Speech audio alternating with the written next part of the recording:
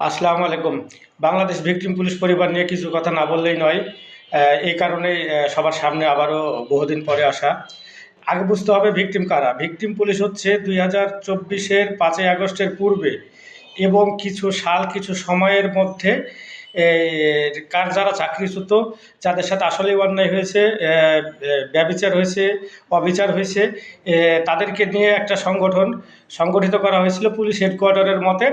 আমাদের 80% লোকের সাথে অন্যায় করা হয়েছে, যা মানবিক কারণে বা আইনগতভাবে আমরা এটা পাওয়ার দাবিদার। কিন্তু আমি এতদিন পরে এসে একটা জোর দাবি তুলছি এবং দাবি জানাচ্ছি, এটা 80%-এর জায়গাতে আমার মনে হয় 93, 92, 98, 99 এরকম হলে ভালো হতো। কারণ আমি বলি, দেখেন, যতজন বাংলাদেশে চাকরিচ্যুত ভিকটিম পুলিশ পরিবার সদস্য আছে, তাদের ভিতরে কতজনকে ক্রাইমের সাথে জড়িত পেয়েছেন? ধর্ষণ, লুটতরাজ, ডাকাত, ব্যভিচার, বেআইনি সমাবেশ, কিংবা আর কিছু যত প্রকারের অন্যায় অপরাধ আছে, কতটা ক্রাইমের সাথে জড়িত পেয়েছেন? এমনকি গত 24-এর আগস্টে দেশের অস্থিতিশীল পরিস্থিতির সময় দেখেছেন বিভিন্ন বাহিনীর চলমান এবং চাকরিচ্যুত বা বিভিন্ন লোকের ডাকাতির খবর পেয়েছেন, ছিনতাইয়ের খবর পেয়েছেন। কখনো কি আপনারা পেয়েছেন ভিকটিম পুলিশ পরিবারের কোনো সদস্যকে কোনো ক্রাইমে জড়াতে? দেখতে পারবেন না। হ্যাঁ, অনাকাঙ্ক্ষিতভাবে 1-2 জন, যার পার্সেন্টেজ ধরতে গেলে শতকরা 2%ও না।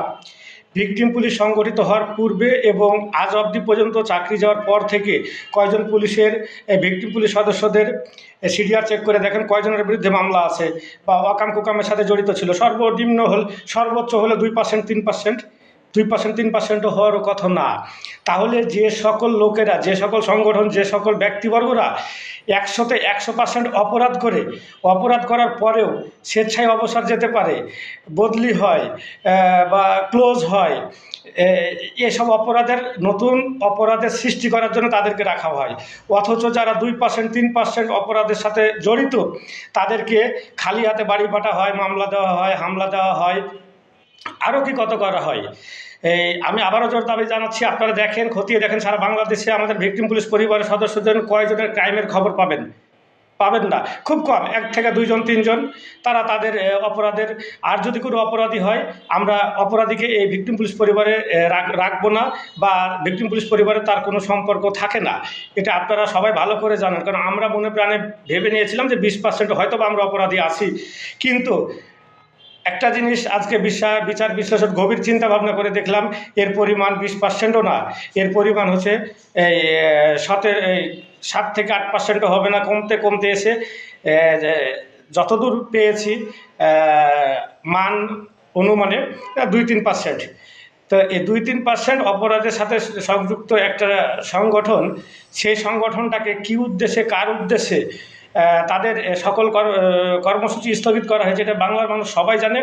কিন্তু আমরা আইনের প্রতি শ্রদ্ধাশীল এবং দেশের মানুষের প্রতি, অসহায় মানুষের প্রতি নিবেদিত প্রাণ ছিলাম, আছি, থাকবো ইনশাল্লাহ। সেই দিক লক্ষ্য করে আমরা অসৎ চক্রের মধ্যে পড়েছিলাম এবং সেই চক্র থেকে এখন পর্যন্ত বের হতে পারিনি। কিন্তু আমরা মেনে নিয়েছি।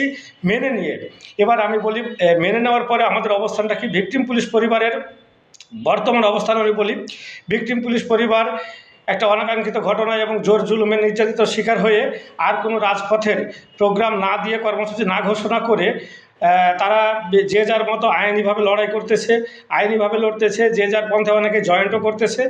যারা জয়েন করছে তারা তো আমাদের কাছ থেকে চলেই যাচ্ছে, এবং যারা জয়েন করতেছে তাদের সাথে, তাদের কার্যপরিধি, তাদের কার্যবিপরীর সাথে আমাদের কোনো প্রকারের সংযুক্তি থাকবে না। কারণ সেটি একটি সরকারি দপ্তর এবং আমাদেরটা একটা সংগঠন। তা আমি ভিকটিম পুলিশ পরিবারের সকল সদস্যের উদ্দেশ্যে জোর গলায় গর্বের সহিত আজকে জানাচ্ছি যে আমার ভিকটিম পুলিশ পরিবারই ছিল ন্যায়ের প্রতীক। ইনশাল্লাহ আগামীতে এই ন্যায়ের প্রতীক থাকবে। আমাদের চাওয়া পাওয়ার কিছু নয়, আমরা বহুবার বহু কিছু হারাইছি। কিন্তু বর্তমান সরকার এবং পুলিশ ডিপার্টমেন্ট এবং জনগণের উদ্দেশ্যে আমার একটাই চাওয়া, যে ভিকটিম পুলিশ পরিবারকে নিয়ে আঙ্গুল তোলার আগে যাচাই বাছাই করা উচিত যে আসলেই সে ভিকটিম পুলিশ পরিবারের সদস্য কিনা, সে আসলেই নির্যাতিত কিনা, আসলেই অবহেলিত শিকার কিনা। আর পুলিশ ডিপার্টমেন্টের প্রতি একটা কথা বলবো, আগে আপনারা যেটা করতেন, চাকরিচ্যুত শুনলেই নিয়ে যে মামলা দিতে হবে, বিভিন্ন মেকিং মামলায় দিবেন, অসৎ উদ্দেশ্যে নির্যাতন করবেন, টাকা আদায় করবেন, এই দিনগুলো ভুলে যান স্যার। স্যার বা ভাই যারা আছেন তারা ভুলে যান। এই দিন আর নাই। বাংলাদেশের মানুষ প্রতিবাদ করতে জানে, প্রতিবাদ করার জায়গা আছে, সুযোগ আছে। আমি নিজেই যদি প্রতিবাদ করতে পারতাম, আমিও কিন্তু এক রাত বিনা কারণে অন্যায় অপরাধে না করেই নিজের স্ত্রী সন্তানের মুখে দুইটা খাবার আইনিভাবে তুলে দিতে গিয়ে আমি কিন্তু এক রাত লকআপে ছিলাম। সেগুলোও তুলিনি আওয়াজ, কারণ যা হওয়ার হয়েছে। আর আমার এই ভিডিওতে যদি কারোর লেগে থাকে, কারোর ব্যথা লাগে, তাহলে আমাকে বলবেন। কেউ যদি এটার মানে আমরা যে আসলে অন্যায় দাবি করছিলাম এটা যদি কেউ প্রমাণ করতে চান, তাহলে আসেন, সরাসরি আমরা বসি। আবারও এর আগেও আমি চ্যালেঞ্জ করছিলাম যে মিডিয়াতে বসবেন, আদালতে বসবেন, পুলিশ হেডকোয়ার্টারে বসবেন, কে কোথায় বসবেন, আসেন, বসেন, শুনেন। আমি যতদূর অপরাধ করেছি ততটুক আমি অপরাধ স্বীকার করে আমি দায়ভার নিয়ে শাস্তি নিব মাথা পেতে। কিন্তু আমি অপরাধ না করেই অপরাধী। আমি অপরাধ করেছি ভালো কথা, আমার সংগঠন অপরাধ করেছে, যতটুক অপরাধ করেছে ততটুক শাস্তি দিবেন। যতটুক ভালো কাজ করছে, দেশ ও জাতির কল্যাণে কাজ করেছে, উপকার করেছে, ততটুকু তো পুরস্কার দিবেন। পুরস্কারও বাদ দিলাম, পুরস্কার দিবেন না তাই বলে কি লাথি মারবেন? আমি জোর কণ্ঠে ভিকটিম পুলিশ পরিবারের মুখপাত্র হয়ে বলতে চাই, আমরা অপরাধীকে নয়, অপরাধ দমন করতে চেয়েছিলাম, যেন ভবিষ্যতে আর কোনো অপরাধী তৈরি না হয়। আমি আবারও বলছি, আমরা বাংলাদেশে অপরাধীকে দমন করতে চাইনি, আমরা বাংলাদেশে অপরাধ দমন করতে চেয়েছি, কারণ ভবিষ্যতে আর কোনো অপরাধী যেন তৈরি না হয়। এটাই ছিল আমাদের বড় অপরাধ। 2% বাংলাদেশের নিয়ম হচ্ছে একটা 2% অপরাধ করে 3% অপরাধ করা অপরাধীকে সসম্মানে রাখা হয়, আর যারা 100% অপরাধ করে তাদেরকে মাথায় তুলে রাখা হয়। এটাই হচ্ছে নিয়ম। আর ভিকটিম পুলিশের সকল সদস্যদের উদ্দেশ্যে বলবো, আপনারা কোনো কারোর বাজে কথায়, বাজে চক্রে পড়বেন না। আপনারা যে যার মতো বর্তমানে আছেন, পরিবার পরিজন নিয়ে, কেউ সংগঠন নিয়ে, কেউ ব্যবসা নিয়ে, কেউ চাকরি নিয়ে, সেভাবেই থাকেন।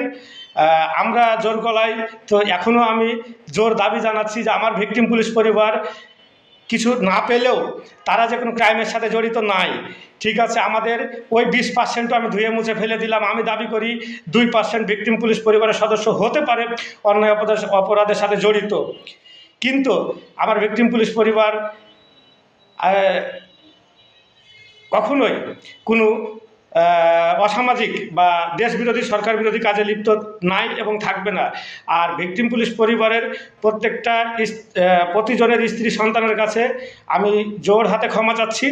আপনাদের প্রতিনিধি হিসাবে আমি আপনাদের কথা দিয়েছিলাম, অনেক পুলিশের বাচ্চাকে, ছোট ছোট বাচ্চা, অবুঝ বাচ্চারাই কথা দিয়েছিলাম তোমার বাবা পুলিশের পোশাক পরবে, তাদেরকে পরাতে পারি নাই, বা আমাদের প্রতি আল্লাহ সহায় হয় নাই, রিজিকে আমাদের নাই, এটা ভেবে নিয়েছি। কিন্তু একদিন না একদিন আমাদের সত্যগুলা এ বাংলাদেশের মাটিতে, বাংলাদেশের মানুষের কাছে গণজাগরিত হবে ইনশাল্লাহ। যদি বেঁচে থাকি বৈধভাবে, আইনিভাবে, সমাজের মাধ্যমে এক এক করে আমাদের ওপরে বয়ে যাওয়া নির্যাতন, নিপীড়নের কথাগুলো বলেই যাব। যদিও অনেক সময় অনেক হুমকি আসে আওয়াজ বন্ধ করার জন্যে, আওয়াজ বন্ধ রেখেছি, রাজপথে নামি না, কোনো প্রকারের কার্যক্রম প্রচলিত করি না। কিন্তু যদি বিনা কারণে অন্যায়ভাবে মেকিং মামলা দেওয়া হয়, কিংবা ভয়, ভীতি, হুমকি, নির্যাতন করা হয় আমার ভিকটিম পুলিশ পরিবারের কোনো অসহায় ব্যক্তির উপর, তাহলে কিন্তু আমার ভিকটিম পুলিশ পরিবারকে নিয়ে না নামতে পারলেও বাংলাদেশের সাধারণ জনগণকে নিয়ে, যাদের পাশে আমরা সারা জীবন ছিলাম, সেই সব জনগণকে নিয়েই আমরা তার প্রতিহত করব এবং প্রতিরোধ করব। এর আগে শুধু নির্যাতনের শিকারই হয়েছি, প্রতিরোধ কখনোই করিনি।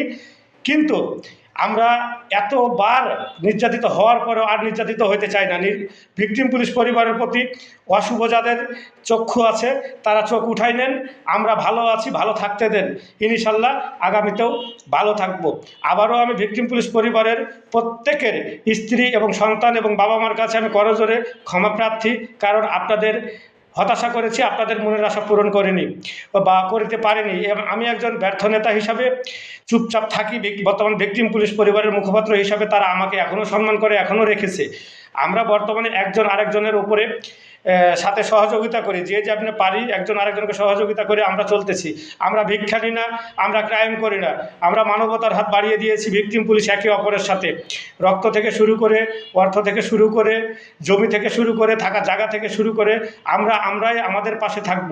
আমাদের আরেকটা কথা বলতে পারেন, আমাদের ভিতরে ভিকটিম পুলিশ পরিবারের ভিতরে ঝগড়া বিবাদ, কথাবার্তা, কাটাকাটি, মিল অমিল থাকতেই পারে, একটা পরিবারেও থাকে। তার মানে এই না যে বাংলাদেশের মাটি থেকে ভিকটিম পুলিশ পরিবার মুছে যাবে। আমি তো যতদিন বেঁচে আছি আমরা সফল হই আর না হই, বাংলাদেশের মাটি থেকে ভিকটিম পুলিশ পরিবার কখনো মুছে যাবে না। আবারও দেখা হবে ইনশাল্লাহ। ভালো থাকবেন, সুস্থ থাকবেন। আবারও বলি, ভিকটিম পুলিশ পরিবার ভালো আছে, ভালো থাকতে দেন। ধন্যবাদ, সবাই ভালো থাকবেন, সুখে থাকবেন। আসসালামু আলাইকুম।